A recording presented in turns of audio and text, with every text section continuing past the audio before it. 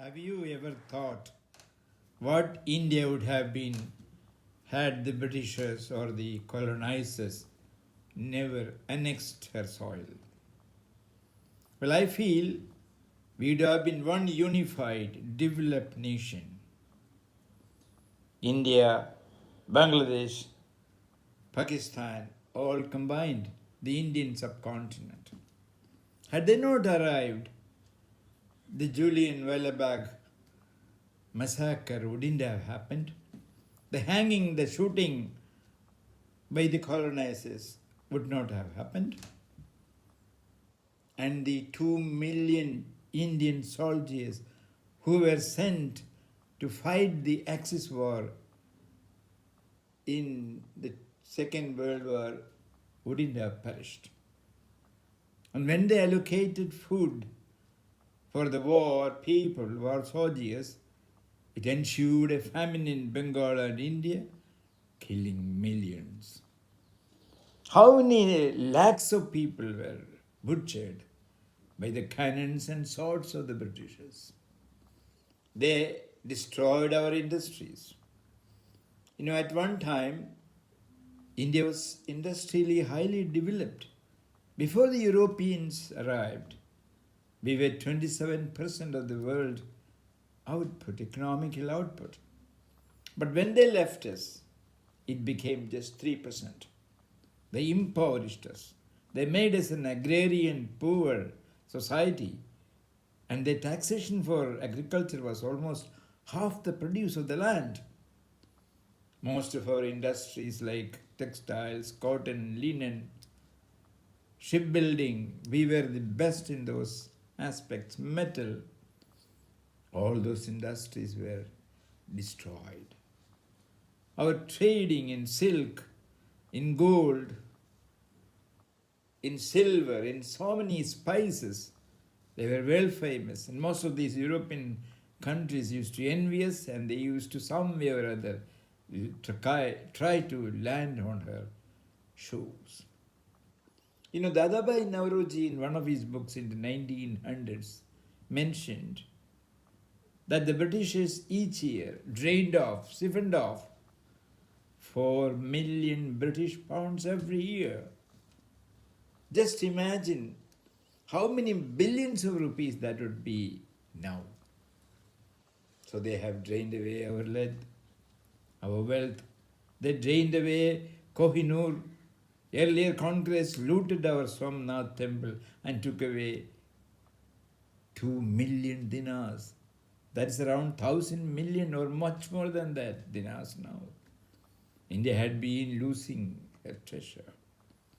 You see, the Britishers made us a colony for their products by taking our raw materials, manufacturing in Britain, and selling it at high prices in India. We had highly developed textile industry. Our power looms were really good. But those power looms were given high tariff, and the workers were sent to the street or they committed suicide. With that, the British clothes were flooded in India and they took away the money. Had this not happened, we would have been the greatest textile exporter now.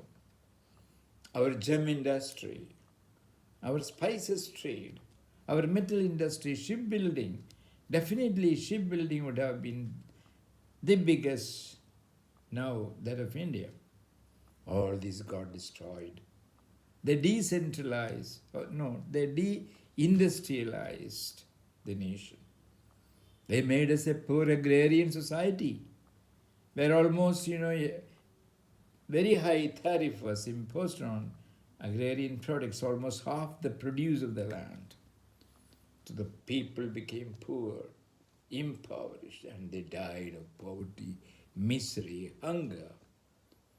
Not only that, the Britishers, they converted Hindus, thinking that their religion, which had killed, the inhabitants of Australia, New Zealand, the Americas, millions of them, was better.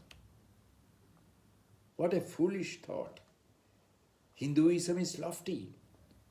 or at least no religion is better or higher than any other religion.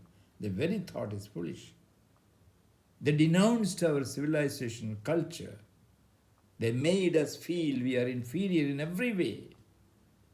They made an enslavement mentality. They enslaved us literally. And this continued. When they left us in 47, our economy had plummeted down from 27% to 3%.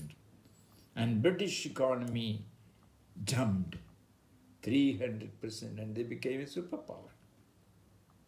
And from there, from zero, our administrators or rulers started.